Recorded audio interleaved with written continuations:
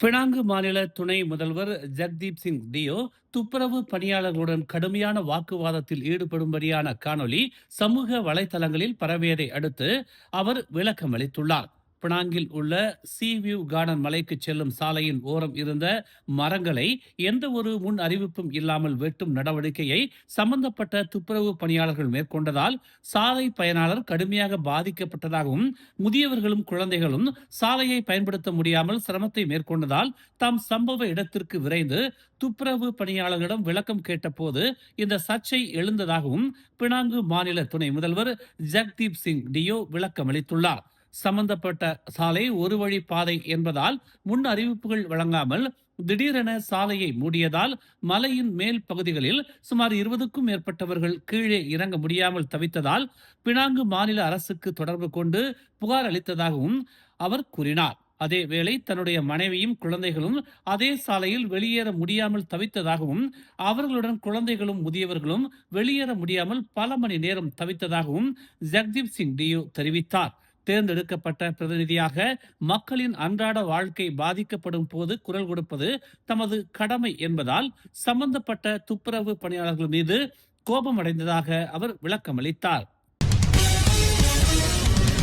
சட்டவிரோதமாக ஆயுதங்களை விற்பனை செய்து வருவதாக நம்பப்பட்ட 32 வயது உள்ளூர் இளைஞர் இன்று பெட்டாலிஞ்சயா மஜிஸ்ட்ரேட் நீதிமன்றத்தில் தன் மீதான குற்றத்தை மறுத்து மேல் விசாரணை கோரினார். கடந்த நவம்பர் 28ஆம் தேதி பெட்டாலிஞ்சயா சாலையில் ரோந்து பணியில் இருந்த காவல் அதிகாரிகள் சாலை ஓரமாக நிறுத்தி வைக்கப்பட்டிருந்த சொகுசு வாகனத்தை சோதனை இட்டதில் வாகனத்தில் பயன்படுத்தப்படாத 2 கை துப்பாக்கிகளும் 50 தோட்டாக்களையும் பறிமுதல் செய்தனர். சம்பந்தப்பட்ட சொகுசு வாகனத்தில் இருந்து 32 வயது இளைஞர் தப்பிக்க முயன்றதாகவும், காவல்துறையினர் அவரை மடக்கி பிடித்ததாகவும் ஸ்லாங்கூர் காவல்துறை நீதிமன்றத்தில் விளக்கம் அளித்தும், கைது செய்யப்பட்ட சம்பந்தப்பட்ட இளைஞருக்கு பெட்டாலிஞ்சியா மஜிஸ்ட்ரேட் நீதிமன்றம் 8000 ரிங்கிட் ஜாமீன் அபராதம் வழங்கியது. சம்பந்தப்பட்ட இளைஞர் ஸ்லாங்கூரை விட்டு வெளியேற அனுமதி இல்லை என்றும், அடுத்த விசாரணை பிப்ரவரி 6ஆம் தேதி மேற்கொள்ளப்படும் என்றும் பெட்டாலிஞ்சியா மஜிஸ்ட்ரேட் நீதிமன்றம் உத்தரவிட்டுள்ளது. சிங்கப்பூர் மலேசிய தலைவர்கள் சந்திப்பு தொடர்பாக பிரதமர் டதஸ்ரீ அன்வார் இப்ராஹிம் சிங்கப்பூர் வந்தடைந்தார். இரு நாடுகளுக்கும் இடையிலான ராஜதந்திர உறவுகளின் 60 ஆண்டுகளை கொண்டாடும் இந்நிகழ்ச்சி ஒரு மைல்கல்லாக அமையும் என்று எதிர்பார்க்கப்படுகிறது. நிதி அமைச்சராகவும் இருக்கும் அன்வாரை சிங்கப்பூர் நிதி அமைச்சர் லாரன்ஸ் வோங் வரவேற்றார். இரு நாட்டு தலைவர்களும் இருதரப்பு முன்னேற்றத்தை மதிப்பாய்வு செய்யவும், ஒத்துழைப்பின் புதிய பகுதிகளை அடையாளம் காணவும், அண்டை நாடுகளின் கூட்டாண்மையின் அடுத்த கட்டம் குறித்து பேசுவதற்கான சந்திப்பாகவும் இது அமையும் என்று தெரிவிக்கப்பட்டுள்ளது. சமூகங்களை வலுப்படுத்துவதையும் அரசு நிறுவனங்களுக்கு இடையேயான ஒத்துழைப்பை மேம்படுத்துவதையும் நோக்கமாக கொண்ட நடவடிக்கைகளுடன் சுகாதார ஒத்துழைப்பு மற்றும் போதைப்பொருள் துஷ்பிரயோகத்தை எதிர்கொள்வதற்கான கூட்டு முயற்சிகள் குறித்த புரிந்துணர்வு ஒப்பந்தங்கள் குறித்தும் கையெழுத்தாகிறது என்று தெரிவிக்கப்பட்டுள்ளது. மலேசியாவும் சிங்கப்பூரும் தொடர்ந்து வலுவான மற்றும் பன்முக ஒத்துழைப்பை அனுபவித்து வருகின்றன. சிங்கப்பூர் மலேசியாவின் 2வது பெரிய வர்த்தக பங்காளியாக உள்ளது குறிப்பிடத்தக்கது. இந்த ஆண்டு ஜனவரி முதல் அக்டோபர் வரை இருதரப்பு வர்த்தகம் 78.70 பில்லியன் அமெரிக்க டாலர் என்பது குறிப்பிடத்தக்கது. சபா மாநில 17வது தேர்தலில் கூட்டணி தோல்வி அடைந்ததை தொடர்ந்து பெர்சாத்து தலைவர் பதவியையும் பெரிகாத்தான் நேஷனல் தலைவர் பதவியையும் முஹிதீன் யாசின் ராஜினாமா செய்ய வேண்டும் என்ற கோரிக்கையை ஆய்வாளர் ஒருவர் நிராகரித்துள்ளார்.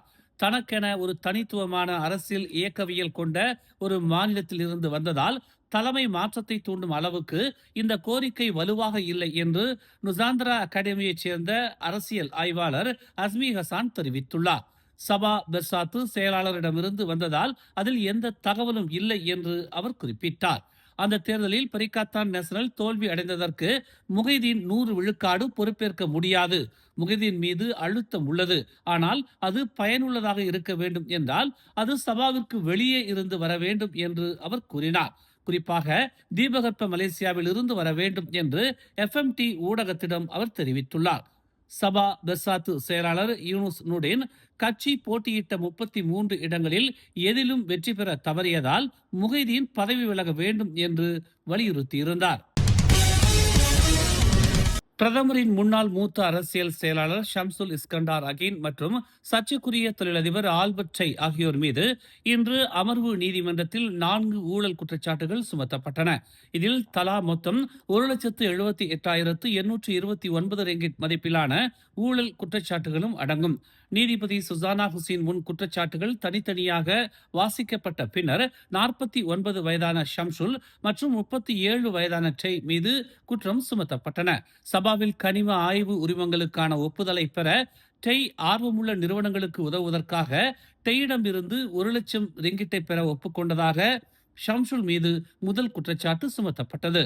நவம்பர் 24, 2023 அன்று கோலாலம்பூரின் மெஜஸ்டிக் ஹோட்டலின் வாகனம் நிறுத்தும் இடத்தில் இந்த குற்றம் நடந்ததாக கூறப்படுகிறது. சபாவில் கனிம ஆய்வு உரிமங்களுக்கான ஒப்புதலை பெறுவதற்கு தொழிலதிபர் ஆர்வமுள்ள நிறுவனங்களுக்கு உதவுவதற்காக டெய்யிடமிருந்து 14,580.03 மதிப்புள்ள தளபாடங்கள் மற்றும் மின் சாதனங்களை பெற்றதாக அவர் மீது இரண்டாவது குற்றச்சாட்டு சுமத்தப்பட்டது.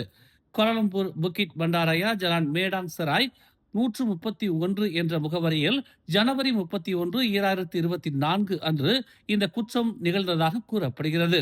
சபாவில் கனிம ஆய்வு உரிமங்களுக்கான ஒப்புதலை பெறுவதற்கு தொழிலதிபர் ஆர்வமுள்ள நிறுவனங்களுக்கு உதவுவதற்காக டெய்யிடமிருந்து 40,000 ரிங்கிட் ரொக்கத்தை பெற்றதாகவும் அவர் மீது குற்றம் சாட்டப்பட்டது.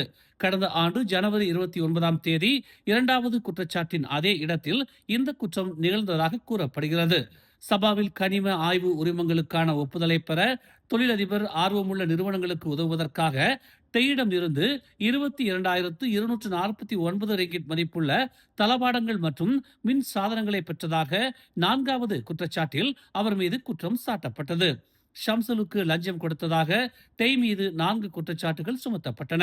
ஷம்சுலுக்கு எதிரான குற்றச்சாட்டுகள் மலேசிய லஞ்ச ஊழல் தடுப்பு ஆணைய சட்டம் 2009 பிரிவு 17A கீழ் பதிவு செய்யப்பட்டன. அதே சட்டத்தின் பிரிவு 17B கீழ் டெய் மீது குற்றம் சாட்டப்பட்டது.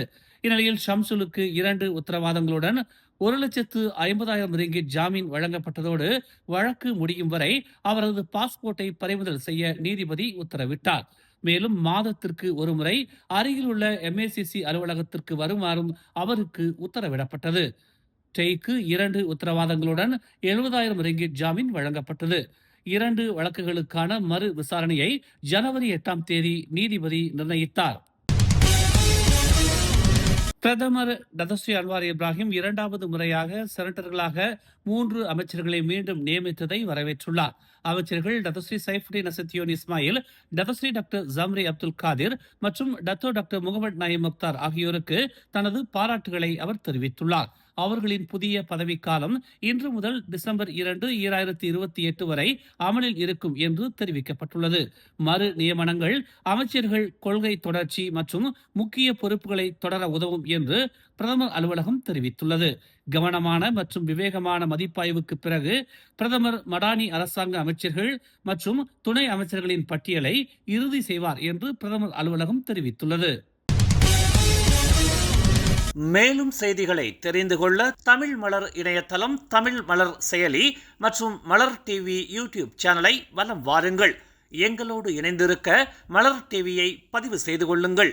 உறவுகள் மகிழ்ந்திட விருப்பம் மற்றும் பகிர்வு சேவையை சொடுக்கிடுங்கள்.